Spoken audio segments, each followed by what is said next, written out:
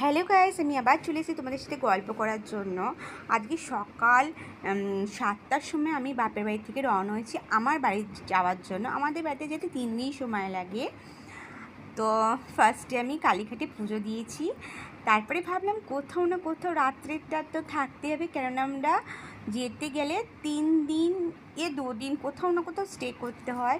সেই কারণে আমি ভাবলাম পুরীতেই যাওয়া যাক। তো পুরীতে আমি আবার এসে গেছি, সেম হোটেলে আমি এসে গেছি। দেখো, তোমাদের দেখাচ্ছি।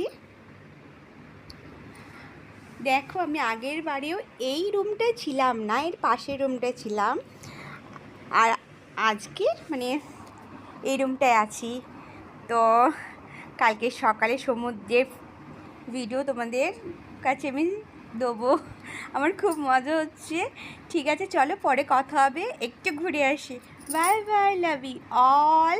ভালো থেকো, সুস্থ থেকো।